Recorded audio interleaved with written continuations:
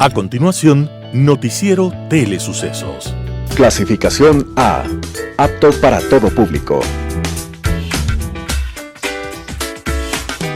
Un noticiero pensado para usted porque se lo merece.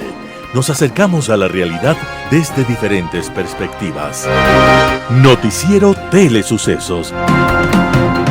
Primera parte del Noticiero Telesucesos con las noticias más importantes del día.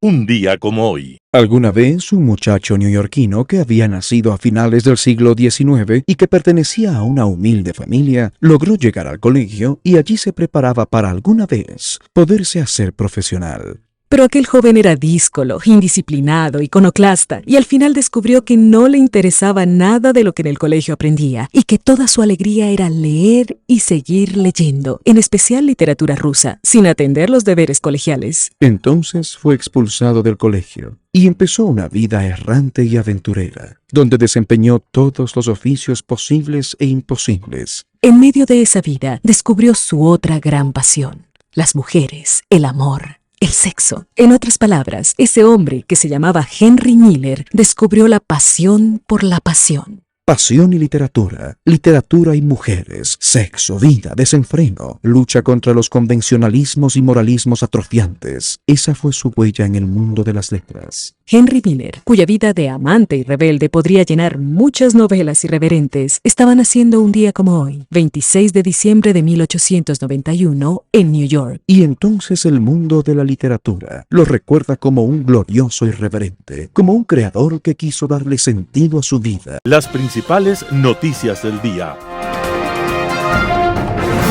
Titulares. Fiscalía insistirá por enjuiciamiento penal contra Jorge Glass. Se mantiene la medida cautelar de prisión preventiva para Hernán Luque y Gustavo Masú Villarroel en caso Encuentro. Se establecen multas de hasta 30 salarios básicos por la no entrega de comprobantes de venta o facturas. Segmento de opinión, operativo Metástasis. Editoriales: Rafael Ollarte, El país está podrido. Ramiro Ruiz, operativo Metástasis. Noticias del día. Fiscalía insistirá por enjuiciamiento penal contra Jorge Glass. La Fiscalía General del Estado aseguró que insistirá por el enjuiciamiento penal por supuesto peculado al ex vicepresidente Jorge Glass, al señalar que la falta de autorización de la Asamblea para esta causa carece de eficacia jurídica. En un comunicado, el Ministerio Público se pronunció después de que el Pleno de la Legislatura no hubo los votos para autorizar el enjuiciamiento penal de Glass por supuesta malversación de fondos en la reconstrucción de Manabí por el terremoto del 2016. La Fiscalía General del Estado insistirá en la solicitud de fecha y hora para la realización de la audiencia de formulación de cargos en el caso Reconstrucción de Manabí, señaló. Consideró que en esta causa no es necesaria la autorización del órgano legislativo, como lo requirió el juez nacional Luis Rivera, cuyo despacho fue allanado hace una semana como parte de las investigaciones por supuesta delincuencia organizada en el caso Metástasis. La Fiscalía refirió que la autorización de la Asamblea para el enjuiciamiento penal del presidente y vicepresidente de la República previsto en el artículo 120, numeral 10 de la Constitución, solo se aplica cuando ejercen funciones y no para procesos posteriores. Existen precedentes con los procesos que ha enfrentado el mismo ciudadano en el 2019 y 2021, cuando la Asamblea Nacional resolvió declarar improcedente tal petición, señalando que el señor Jorge Glass desde el 4 de enero del 2018 no ejerce el cargo de vicepresidente, acotó. La Fiscalía evidenció el terrible precedente de la impunidad que deja este caso, con el cual el pueblo de Manabí queda en indefensión. Se mantiene la medida cautelar de prisión preventiva para Hernán Luque y Gustavo Masú Villarroel en el caso Encuentro. Los 3 jueces anticorrupción de la Corte Provincial de Justicia de Pichincha, de forma unánime, decidieron rechazar el recurso de apelación contra la medida cautelar de prisión preventiva planteada por Hernán Luque, exgerente de la empresa pública Coordinadora de Empresas Públicas, EMCO, y Gabriel Masú Villarroel, 2 de los 8 procesados en el caso denominado Encuentro. 2 días antes de esta decisión, el tribunal instaló una audiencia no solo para conocer estas 2 apelaciones, sino también la interpuesta contra la medida de arresto domiciliario planteada por Danilo Carrera, otro de los procesados. En este último caso, el recurso no se trató debido a que el Tribunal de Apelación declaró en abandono el recurso de apelación. La declaratoria se dio debido a que los abogados de quien es el cuñado del expresidente Guillermo Lasso no se presentaron a la audiencia definida en la unidad especializada en el juzgamiento de delitos de corrupción y crimen organizado en Quito. Con la decisión del Tribunal de Apelación, las medidas cautelares dispuestas por el juez anticorrupción Renan Andrade no varían, es decir, sobre Carrera sigue vigente la medida de arresto domiciliario. Para Luque Mazú y Leonardo Cortázar se mantienen las órdenes de prisión preventiva, presentación periódica en Ecuador para Antonio Icaza, exgerente general de CENEL, Roberto Bueno y Julio León, y para Jorge Orbe, presentación periódica en una delegación diplomática en Miami, Estados Unidos. El 24 de noviembre pasado se definió que la instrucción fiscal dentro de esta causa durará 90 días. Se establecen multas de hasta 30 salarios básicos por la no entrega de comprobantes de venta o facturas. El gobierno busca impulsar el uso masivo de los comprobantes de venta y las facturas. Por eso se incluyó en el artículo 26 de la Ley Orgánica de Eficiencia Económica y Generación de Empleo sanciones más caras por la no entrega de comprobantes de venta y facturas. Estas sanciones no solo rigen para los negocios o las empresas, sino también para las personas naturales. Así, en el artículo 26 dice textualmente lo siguiente: las personas naturales o jurídicas residentes en el país que no entreguen comprobantes de venta o no transmitan a la administración tributaria comprobantes de venta electrónicos según corresponda serán sancionados con una multa de 1 a 30 remuneraciones básicas unificadas del trabajador en general. Esto quiere decir que con un salario básico que desde el 1 de enero del 2024 será de $460, las multas podrán llegar hasta los $13,800. A las multas económicas se añaden otro tipo de sanciones que van desde la clausura del negocio, suspensión de actividades, el decomiso de la mercadería o la incautación definitiva y que están previstas en el régimen tributario vigente. Entrevista del día. En Radio Sucesos, Fernando Santos estuvo presente, exministro de Energía y Minas. El tema del que habló: Ley Orgánica de Eficiencia Energética. Escuchemos lo que dijo. En mi opinión, es un buen paso para atraer inversión y mejorar el problema eléctrico, pero se queda corto, porque no identifica el principal problema. ¿Qué es lo que asusta a los inversionistas? El Ecuador tiene todo para ser un destino de inversión eléctrica, tiene demanda, tiene fuentes de energía, agua, sol, viento, pero hay un problema. Los privados ponen una planta, la venden esa energía al Sistema Nacional Interconectado y no les pagan. Las empresas eléctricas no les pagan. Ese es un problema que se iba a superar a través de lo que se llamaba el fideicomiso, que consistía en que toda la recaudación de las empresas eléctricas se entregue a un fiduciario, al Banco del Pacífico o a la CFN, para que éste haga pagos de acuerdo a una lista de prioridades. Al primero que había que pagar es al generador privado y luego los gastos normales de la empresa. Sin eso no habrá inversión y lamentablemente la ley no dice nada sobre esto, nada. O sea, hay que incorporarle algo que dé garantía a los inversionistas de que la energía que generen con sus propios recursos le van a pagar. Esto es esencial. La ley puede mejorarse. En segundo lugar, hay dos puntos que me preocupan de la ley. Uno, actualmente hay un plan maestro de electrificación en donde constan todos los proyectos del Estado, ¿verdad? Si usted está interesado, por ejemplo, en el proyecto Cardenillo, usted entra a una licitación y el que menos precio le dé al Estado, le venda la energía, le dan el proyecto. Pero usted como privado puede inventarse un proyecto. Le digo una cosa, usted dice voy a poner una planta en el Machangar. es mi idea, y usted hace los estudios, y de acuerdo a la ley, usted presenta esa iniciativa y el Estado le da. Si es conveniente para el Estado, usted cobra poco por esa electricidad. Eso dice la ley actual. La ley nueva empeora esta pequeña ventana al sector privado, porque dice que en este tipo de proyectos de iniciativa privada hay que hacer una licitación. O sea, el interesado tiene que entregarle al Estado los estudios para que el Estado diga, vea, tengo estos estudios y liciten.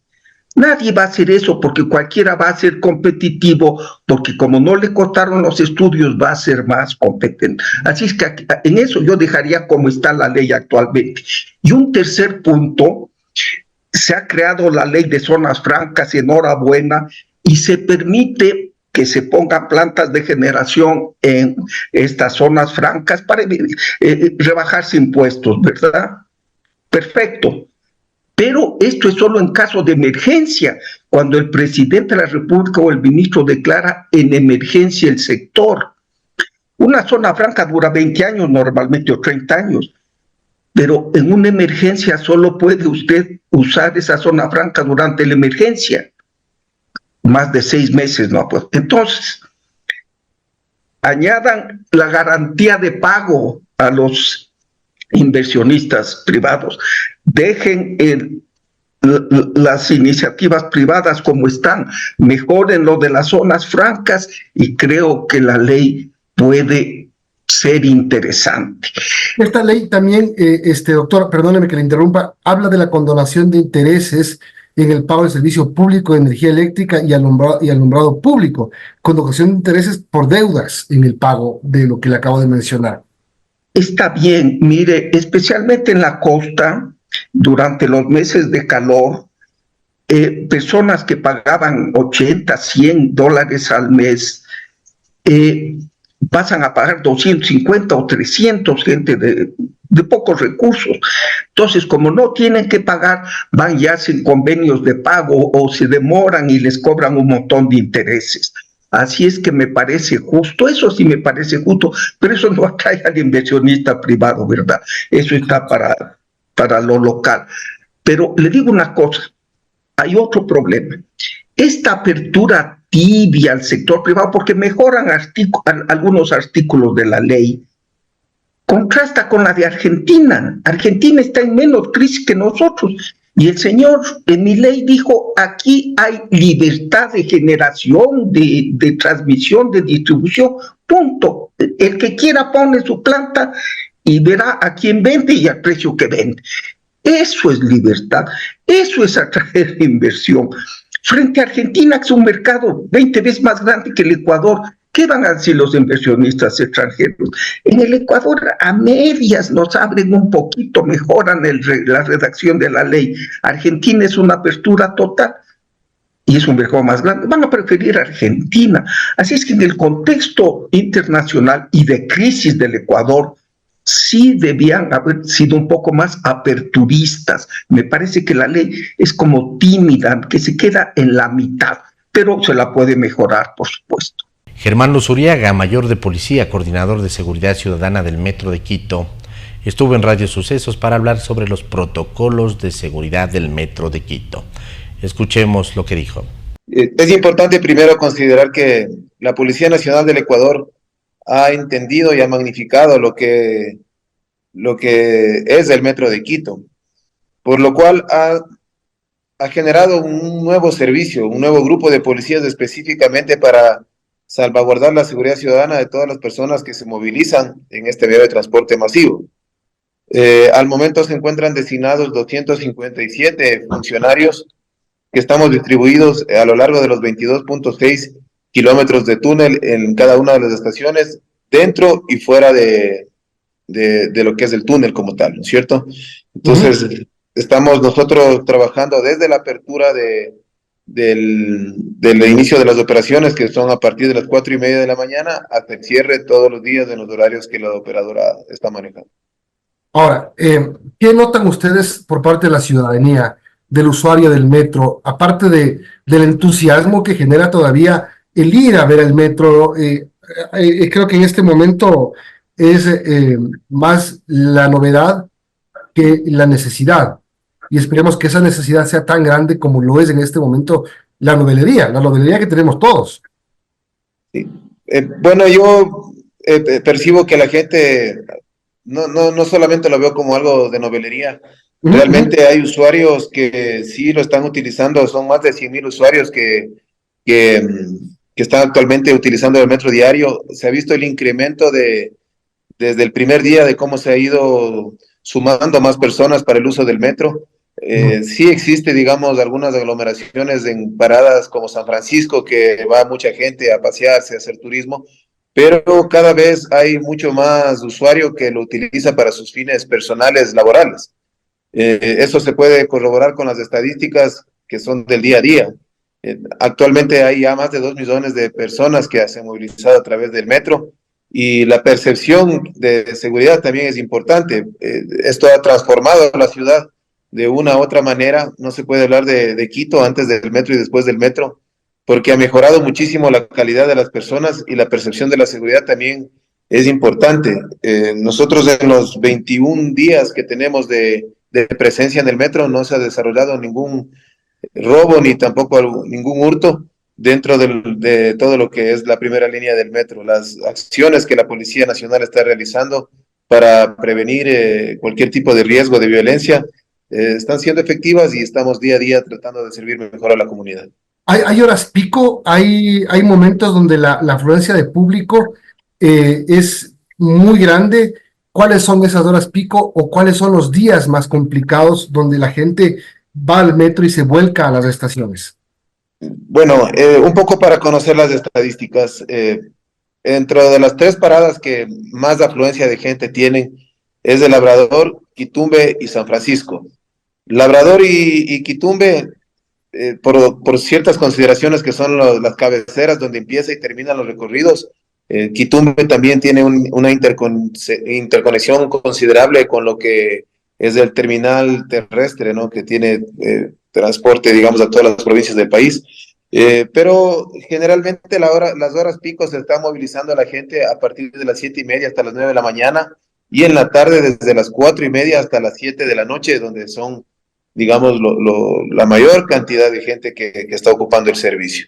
Los fines de semana también, ahí es lo que yo concuerdo con usted, hay mucha gente que va a hacer turismo, hay mucha gente que va a conocer, y específicamente son los sábados y domingos, y con muchísima mayor afluencia en la parada de San Francisco. A la gente le agrada mucho asistir al centro histórico por las facilidades ahora que existe en este tipo de transporte. Ya no, la gente no tiene que estar preocupada de parqueaderos, es muy rápido, muy efectivo, es económico. Entonces ha habido una reactivación económica también en el centro histórico debido a la mayor cantidad de afluencia de personas, y eso es muy notorio porque es evidente cuando usted, si tiene la oportunidad de asistir al centro histórico un fin de semana, va a ver que son cantidades de gente inusualmente no como antes existía. Son las 8:31, estamos conversando con Germán Luzuriaga, coordinador de la Policía Nacional para la Seguridad del Metro de Quito. Perdón, Berito. Germán, buenos días. Yo quiero preguntarle cómo está la reacción ante posibles emergencias. Entiendo que el Metro de Quito mantiene una estrecha vinculación con los organismos de seguridad, entre los que está el EQ 911, el Servicio de Gestión de Riesgos, la Agencia Metropolitana de Control y demás. Pero ¿cómo está esa reacción, esos protocolos ante emergencias, por ejemplo, ante robos, ante suicidios, ante casos que se pueden dar allí bajo tierra? Bueno, existe un puesto de comando central que se denomina el PCC, quien está a través de más de 612 cámaras vigilando permanentemente. Hay un sistema de telecomunicaciones muy moderno de fibra óptica que atraviesa todo el túnel, donde todos los organismos de respuesta estamos conectados a estas telecomunicaciones. Hay también personal de la operadora en cada una de las estaciones, que ellos también están capacitados para poder reaccionar ante cualquier evento. Hay un catálogo de 14 incidencias que son las principales, como por ejemplo ataques terroristas, incendios, choques de trenes, etcétera, en donde existe un procedimiento para cada uno de estos eventos, posibles eventos. Nosotros como policía estamos encaminados y enfocados más al tema de la seguridad ciudadana, pero también realizamos acciones coordinadas para, en el caso de alguna evacuación, poder realizar este tipo de gestiones o orientar a las personas por las puertas de emergencia. Es importante considerar que durante todo este tiempo previo a la operación, en la puesta de marcha en blanco, que se denominó todo ese periodo en el que se iba haciendo, digamos, los recorridos normales, pero sin personas, se realizaron muchos simulacros, ¿sí? Se realizaron muchos simulacros en donde se confabularon todos los actores, Ministerio de Salud, bomberos, agentes de control, policía. Entonces, tenemos que seguirnos capacitando, pero al momento tenemos también el conocimiento para poder manejar ciertas eventualidades que ya se han venido dando y que la policía y los organismos de respuesta han estado a la altura de todas estas situaciones. En Impacto Informativo, Fernando Benalcázar, director de Olami Ecuador, habló sobre el proyecto urgente energético y las prioridades del gobierno. Veamos la nota. Yo creo que es bastante interesante lo que ha demostrado hasta ahora el señor presidente Daniel Noboa, y creo que aquella ley que pasó en un tiempo récord y la respuesta tanto de la Asamblea cuanto la reacción de él para la firma inmediata establece un antes y un después. En el Ecuador jamás se había visto esa interacción entre el legislativo y el ejecutivo con esa eficacia. Eso es digno de felicitar. En esa misma línea, esta ley de competitividad eléctrica lo que hace es buscar, reformar, enmendar y mejorar 3 leyes existentes, de tal manera que se complementen, se tapen vacíos, se aclaren circunstancias que en la ley, por decir algo específico, en la ley orgánica del Servicio Público de la Energía Eléctrica, había vacíos y estaban sujetos a la interpretación del funcionario de turno, pese a que había reglamentos. Entonces, con estas aclaraciones, cabe señalar que de los 20 artículos que se presentan para esta ley, 18 buscan enmendar, mejorar y reformar a la ley orgánica del Servicio Público de la Energía Eléctrica. Entonces es muy importante. Y creo que usted ya comenzó diciendo, lo que más me llama la atención a mí y me gusta, siempre tomando en cuenta que hay un marco constitucional de que el papá Estado prácticamente tiene que hacer todo. Y eso ha probado ser un fracaso. Por eso estamos viviendo lo que estamos viviendo. Esto de los cortes de energías, porque todo está centralizado en el gobierno, en el Estado. Entonces, tomando en cuenta que desde esa perspectiva que la Constitución así lo establece, el delegar, como usted dijo, a las empresas privadas, y bastante interesante, también a las empresas de economía popular y solidaria, la posibilidad no solo de generación, sino de transmisión, de provisión de servicio público de alumbrado, es para mí algo sin precedentes, algo muy positivo. Las delegaciones de las empresas privadas que buscaban invertir se han dado en los últimos años, pero puedo citar casos que toman 3, 4 años para tener esa delegación, porque es muy enfático en decir que el Ministerio del Ramo, en casos excepcionales, podría delegarlo. Y esa ha sido la filosofía de los funcionarios de segundo y tercer nivel, que el Estado tiene que controlar todo y se demoran 4 o 5 años para dar un título habilitante o un permiso.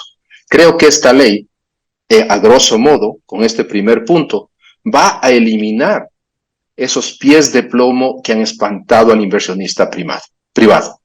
Bueno, ya se están dando algunas alertas, ¿no? Iniciales, y pensamos que se intensificarán de acuerdo a los días, porque se reclama que es el Estado el que debe garantizar a los ciudadanos la provisión de energía.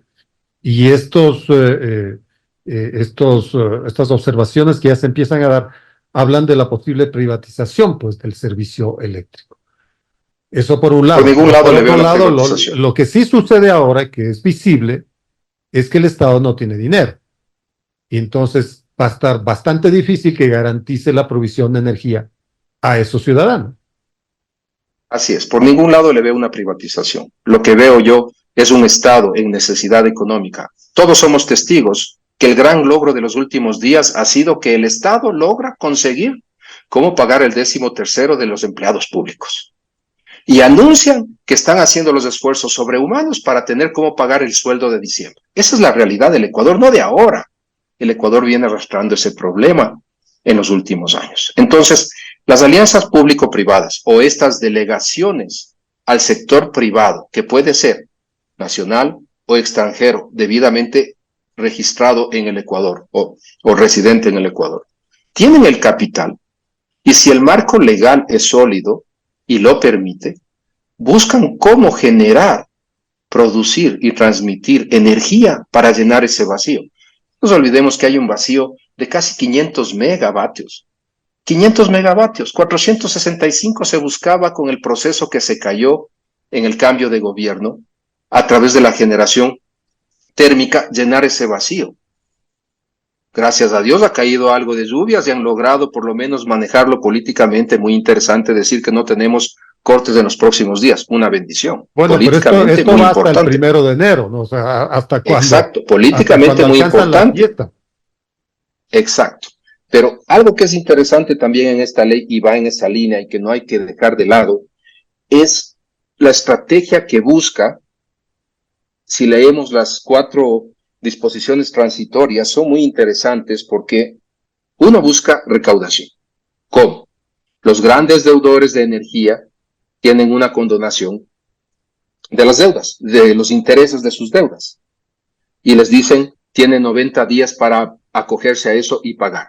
Muy interesante jugada. Otra interesante jugada también va con el tema muy claro que si yo tengo necesidades energéticas y tengo capacidad económica, yo invierto en abastecer en mi empresa y demuestro que hay una reducción de mi consumo anual. Toda esa reducción cuantificada en dólares, puedo yo deducirla al 100% durante 3 años de mi impuesto a la renta. Y otra cosa interesante es que si mi empresa también se acoge a los sistemas de gestión de energía, el ISO 50001, todo lo que yo gaste, todo lo que yo mejore y todo lo que deje de consumir energía que viene del sistema público, también puedo utilizarlo para beneficio de 100% de reducción del impuesto a la renta. Entonces, eso es algo sumamente interesante. Y para la necesidad inmediata actual, aquí viene creo que el punto más importante, que es establecer zonas francas desde las cuales se puede generar, transmitir, producir energía eléctrica para uso inmediato. Entonces, creo que es interesante cómo han planteado y han captado todos los problemas que se vienen arrastrando en el sector. No se han creado nuevas leyes, se han modificado, se han enmendado y se han optimizado, encaminadas a que podría haber esa delegación y el reconocimiento al inversionista que ahorra energía que produce y genera el Estado. Un panorama de noticias para su estatura intelectual.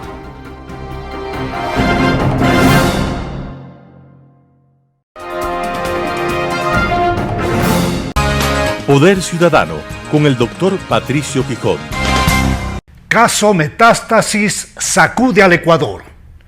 Los nexos de las narcomafias con los aparatos de justicia, policía, SNAI y la política comienzan a tener rostros e identidades concretas. Tras el mega operativo más grande que se ha dado en la lucha en contra de la corrupción en nuestro país.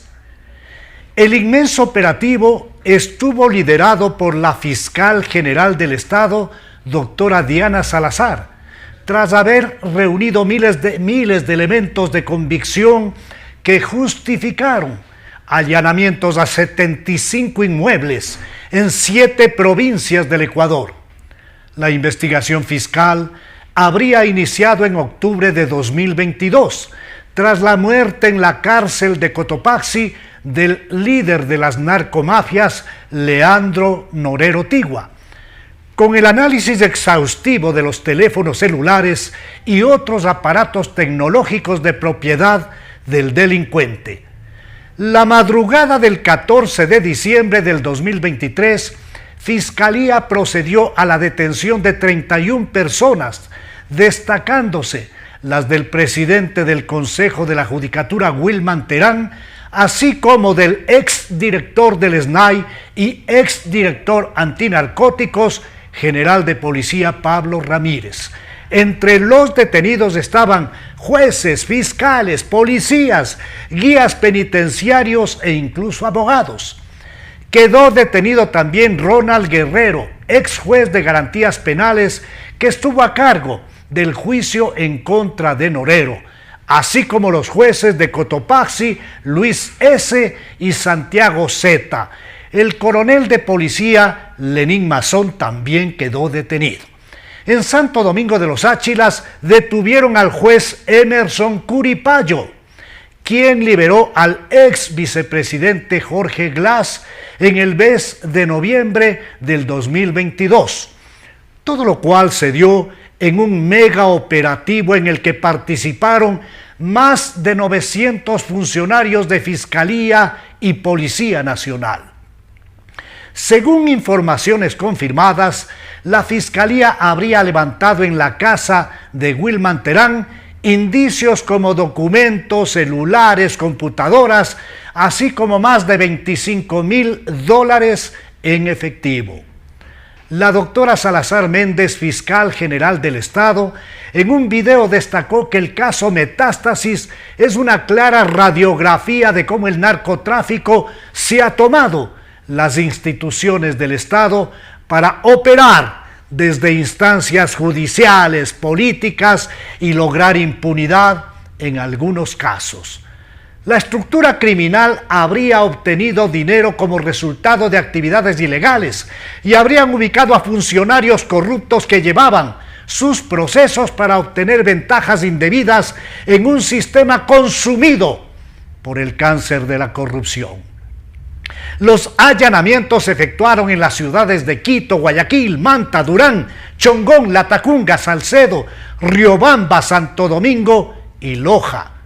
La maratónica audiencia de formulación de cargos se desarrolló la noche del 14 de diciembre y continuó en la mañana del 15 de diciembre del 2023. La fiscal general del Estado formuló cargos en contra de 31 personas detenidas. El expresidente Rafael Correa, por su lado, publicó en su cuenta X, antes Twitter, la mañana del 13 de diciembre, un grave anuncio que Fiscalía se aprestaba a desarrollar. Decía: Correa, un operativo grande. Esta publicación en sí misma es una prueba de obstrucción a la justicia y de un posible fraude procesal. En la referida audiencia, la doctora Salazar dio detalles de la manera como operaba la presunta estructura criminal, donde al parecer Norero, a través de sus abogados, pasó decenas de miles de dólares a funcionarios del sistema judicial, del gobierno y policías, con la finalidad de obtener beneficios judiciales. Norero Tigua además habría obtenido una serie de ventajas en la cárcel de Cotopaxi gracias al apoyo de funcionarios penitenciarios que llegaban hasta el propio director del SNAI, Pablo Ramírez.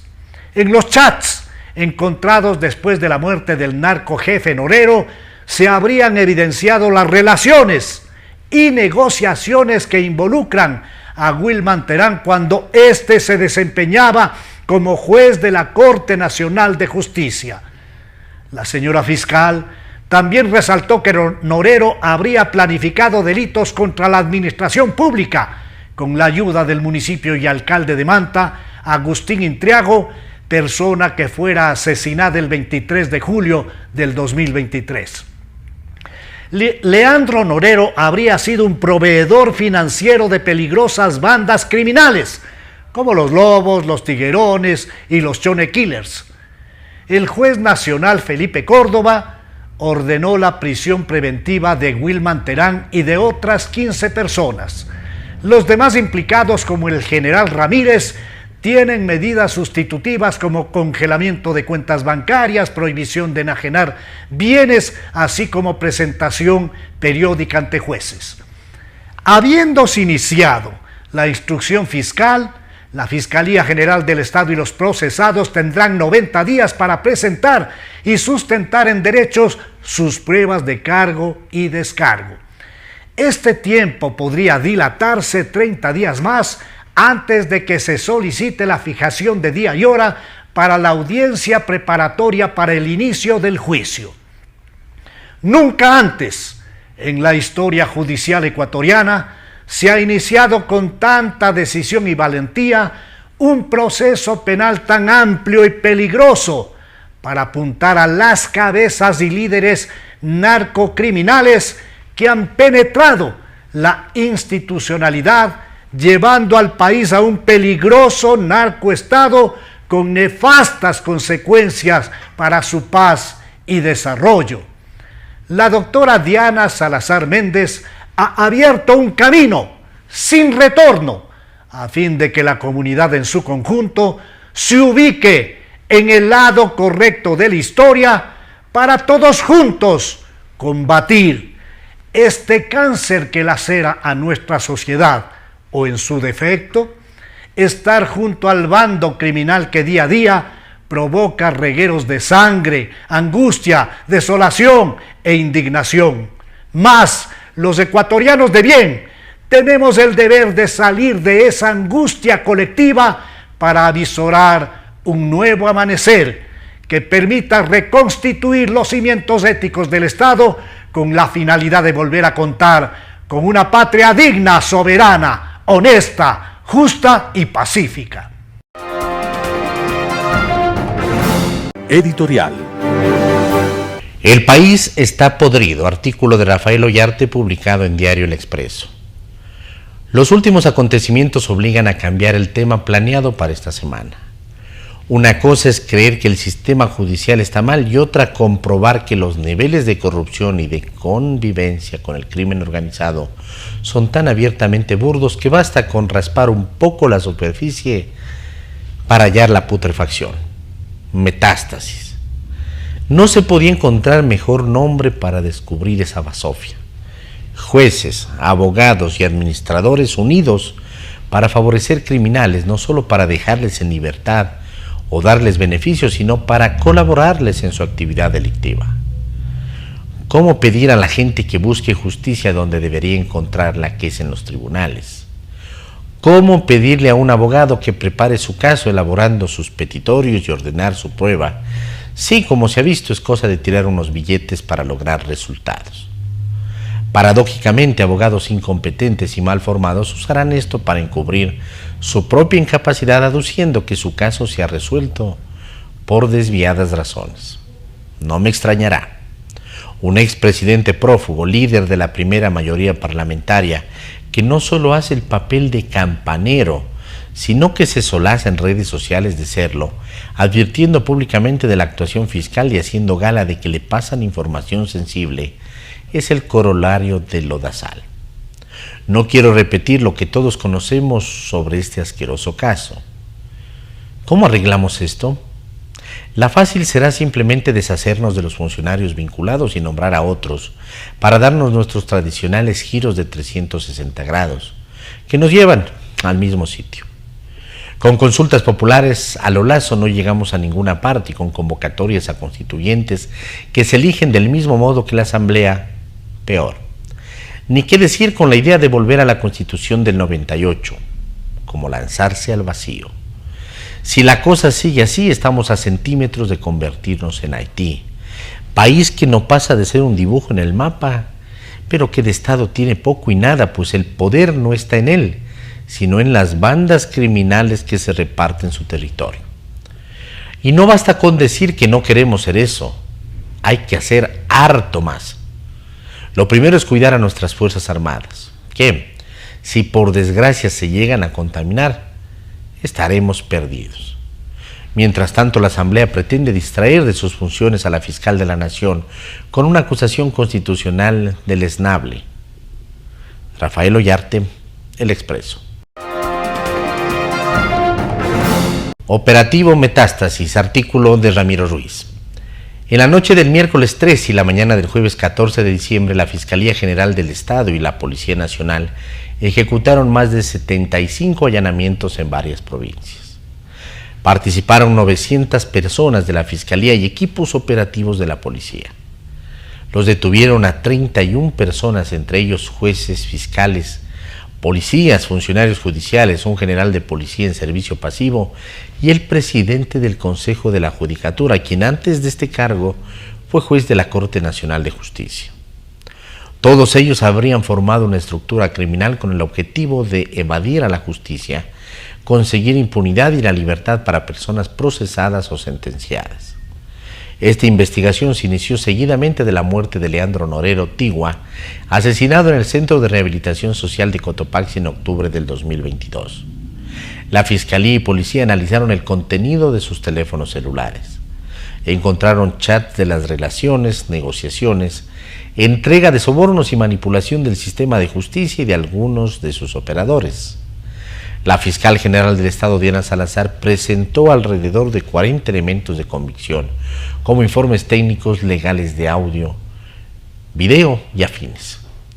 El informe de la investigación contiene miles de hojas con los mensajes de Leandro Norero Tigua que demuestran los lazos con los procesados. El operativo Metástasis desnuda el desprestigio del Consejo de la Judicatura. Significa que la justicia del país está en estado terminal de deshonra. Se ha probado irregularidades administrativas, delitos como tráfico de influencias, lavado de activos, asociación ilícita. Está confirmada la corrupción de la justicia y la policía. El objetivo fundamental de los inculpados fue la destitución de la fiscal general del Estado y además paralizar las investigaciones y sancionar a los delincuentes. El Consejo de la Judicatura quería manejar y manipular a la Corte Nacional de Justicia, tomarse por asalto para conseguir el servicio de la impunidad. Molestaba al país la arrogancia del señor Wilman Terán, presidente del Consejo de la Judicatura. El Ecuador y el mundo sabe que la única causa por la que no encajaba en la justicia y en la sociedad ecuatoriana era por la corrupción. Ante estos acontecimientos hicieron un pacto de gobernabilidad entre el gobierno con dos grupos políticos que alzan la bandera de la lucha en favor de la impunidad. Por otra parte, del Estado no es aceptable que el presidente Noboa nombre a Esteban Torres como viceministro de gobierno, una institución clave en la lucha contra los delitos de corrupción y el narcotráfico. Torres fue una de las personas que participó en las negociaciones que llevaron a Wilman Terán a la presidencia de la Judicatura. El presidente Noboa actuó contra la ética y no ayuda a la justicia. Tampoco respalda el trabajo de Diana Salazar. Mientras tanto, el presidente de la Asamblea, Kronfle, nombró a Muentes como su asesor. El país está informado que este asesor fue beneficiado de la corrupción de la Judicatura y está investigado y en la lista del proceso Metástasis. Diana Salazar revela que el operativo ha sido un sismo de la justicia. Se ha procesado a Terán por vender sentencias al narcotráfico y por obstrucción de la justicia. El control político de las autoridades se degeneró cuando comenzó a recibir pagos ilegales para beneficiar al narcotráfico y causantes de la narcopolítica. Son seres sometidos por el dinero del narcotráfico y la violencia. Diana Salazar recalca que el crimen mata a los delincuentes y a sus familias, sean estos de la calle, funcionarios o dirigentes políticos. Pero también mueren los cabecillos de las bandas delincuenciales. En la historia del Ecuador, ningún funcionario de la Fiscalía y de la Justicia ha tenido evidencias concluyentes que prueban la delincuencia, el narcotráfico y la corrupción como Diana Salazar. Está convencida que hay que actuar siempre en derecho a pesar de las amenazas de muerte. Sin embargo, aclara la fiscal general, debemos tener fe y esperanza porque hay gente honorable y honesta. No todos han caído en manos de la mafia. Es inaplazable la limpieza del sistema de justicia. Tengo la verdad de nuestro lado. Estamos en el lado correcto de la historia y de la verdad. Artículo de Ramiro Ruiz. Noticias internacionales. Superliga de Fútbol revive gracias a fallo histórico entre la FIFA y la UEFA. El fútbol europeo se vio sacudido este jueves por un fallo judicial que revivió la idea de la Superliga, un torneo al cual participarían solo los clubes de élite en Europa y que podría significar el fin de competiciones como la Copa de Campeones. El máximo tribunal de la Unión Europea dijo que la UEFA y la FIFA abusaron de su poder al bloquear la creación de la Superliga a través de la amenaza de sanciones a clubes y jugadores. Y apliquen normas que supeditan a su autorización previa la creación en el territorio de la Unión por una tercera empresa de una nueva competición de fútbol de clubes. El fallo fue elogiado por el Real Madrid, que junto al Barcelona lidera la lucha por formar la Superliga, una propuesta que en 2021 provocó vehementes protestas de fanáticos de toda Europa y fracasó en solo 48 horas. Este día marcará un antes y un después.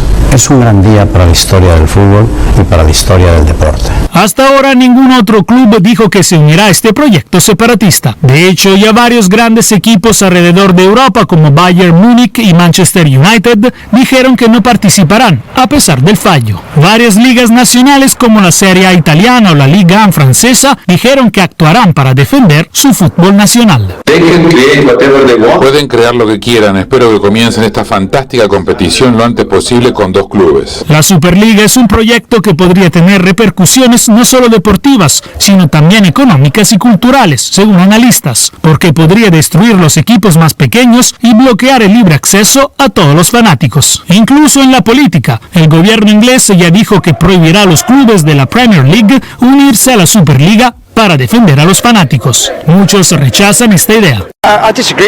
Estoy totalmente en desacuerdo con eso. Realmente no creo que sea algo bueno para el fútbol y mucho menos para el fútbol inglés. Los organizadores de la Superliga aspiran a crear una competición con 64 equipos divididos en 3 niveles, con todos los partidos transmitidos gratis en la televisión. Existirán promociones y descensos entre los niveles y a los más bajos se accedería a través de las competiciones nacionales.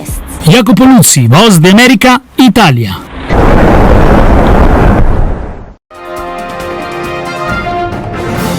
Italia.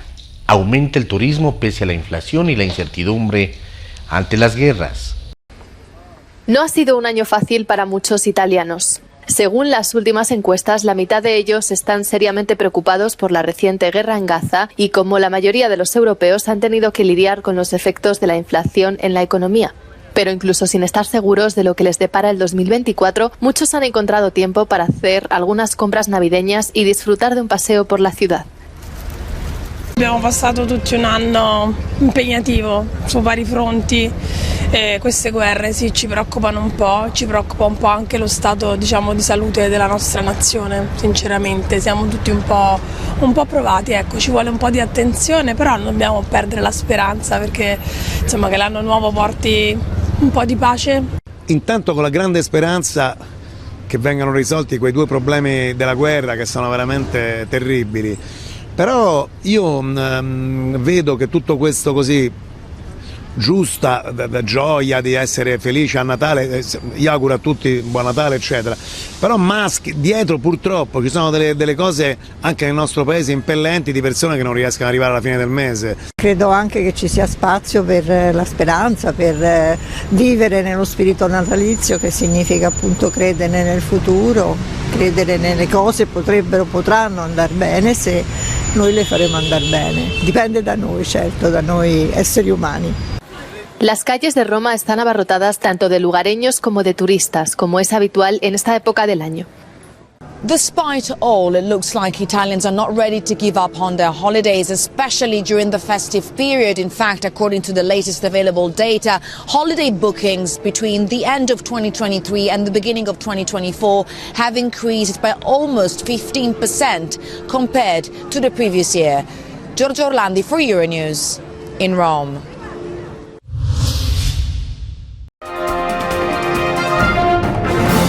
Telesucesos Sports. Deportes, deportes, deportes. Todas las tardes, 4 horas de lunes a miércoles, de 14 a 17 horas. Los jueves y viernes, 6 horas, de 12 a 20 horas. Desde Arena Telesucesos. Transmisiones en vivo, siempre Ecuavoley. Y luego, deportes para recordar. Todas las tardes, deportes en Telesucesos Sports, bajo la dirección del arquitecto David López. La visión objetiva de quien vive el deporte. Sucesos deportivos, visión de un equipo de opinión joven de comunicadores. Telesucesos, llegamos con nuestra señal a los sectores populares de nuestra ciudad. Quienes no tienen televisión por suscripción atenderán nuestra señal sin costo en Canal 29 UHF Telesucesos. Siempre ecuatorianos, resaltamos nuestra identidad. El básquet, esgrima, tenis de mesa, taekwondo, box y muchos deportes más en Telesucesos Sport, sin costo desde la comodidad de su hogar en Telesucesos Canal 29. Arena Telesucesos es una importante y funcional edificación cubierta dispuesta para la práctica y desarrollo de eventos del Ecuavóley. La transmisión de Telesucesos se podrá sintonizar además a través de Claro TV Canal 43, TV Cable Canal 73 y en redes sociales Facebook Live Telesucesos Quito y YouTube Telesucesos HD. Si deseas asistir a los encuentros en vivo de Ecuavóley, comunícate con nosotros a los números de teléfono 2021-224 o al 0989-973-725. Ven con tu familia y amigos a vivir la emoción del Ecuavóley. Emoción sin límites los días jueves y viernes desde la comodidad de su hogar. Resaltamos nuestra identidad como ecuatorianos iniciando transmisiones en Telesucesos del Ecuavóley, que representa, luego del fútbol, el deporte más popular de nuestro país y el que practican los ecuatorianos residentes en muchos países del mundo. Nuestra señal será transmitida en directo por televisión abierta en la ciudad de Quito y a través de las redes sociales a todo el país, así que llegará a Estados Unidos, España e Italia, creando a través del Ecuavóley un nexo fraterno entre ecuatorianos y entre los inmigrantes de nuestro país. Anuncie en Telesucesos Sport y llegue con nosotros a lo más importante del deporte popular. Telesucesos, con sus transmisiones, jerarquizará esta práctica deportiva, convocando importantes competencias de Ecuavóley dentro y fuera del Ecuador. Llegando con deportes no atendidos por los medios de comunicación que han concentrado su acción en el fútbol. El tenis, box, golf, racquetball llegarán a su pantalla de televisión en tiempo real a través de Canal 29 UHF, competencias que podrán ser atendidas a través de Facebook, YouTube y vivir los encuentros deportivos en directo y en tiempo real. Esté atento a nuestros horarios especiales de transmisión los fines de semana y feriados. Usted y su familia disfrutarán desde la comodidad de su hogar de las emociones del Ecuavóley, deporte tan nuestro. Somos inéditos y para ello disponemos de un escenario cubierto propio, Arena Telesucesos, desde donde transmitimos nuestros encuentros masculinos y femeninos de este deporte. Simple y gratuito. Llama a nuestros números de contacto 2021-224 o al 0989-973-725 y regístrate como invitado especial para nuestros eventos en vivo. Arena Telesucesos, el escenario cubierto para la práctica del deporte 100% ecuatoriano, el Ecuavóley. Telesucesos es un canal de televisión que incorpora a su programación manifestaciones culturales y deportivas que marcan la identidad de nuestro país. Consideramos que el Ecuavóley es una manifestación deportiva con partida de nacimiento popular y nombre propio ecuatoriano. Arena Telesucesos, funcional espacio cubierto para la práctica y desarrollo del deporte. Arena Telesucesos, el escenario para campeones. Arena Telesucesos atiende deportes de su preferencia: básquetbol, tenis de mesa, esgrima, taekwondo, fútbol sala, box, halterofilia. ¿Cómo llegar? Nuestras instalaciones se encuentran en el norte de la ciudad, en un sector de gran crecimiento y desarrollo urbano al que se accede a través de la vía E35, más conocida como la Avenida Panamericana Norte. Desde el centro comercial El Portal, a 2 kilómetros a la derecha, se encuentra la calle García Moreno, antiguo camino a Llano Grande, una arteria en la que se desarrollan dinámicos comercios. Junto al centro comercial Ciudad Alegría, a 100 metros, hemos llegado a nuestras instalaciones, Arena Telesucesos, la cancha del Ecuavóley. Por fin tiene usted un espacio de difusión de su deporte preferido. Telesucesos, el canal de televisión siempre inédito. El noticiero Telesucesos es retransmitido de lunes a viernes a las 7 horas por Radio Planeta Sur 106.1 FM de la ciudad de Loja. Noticiero Telesucesos.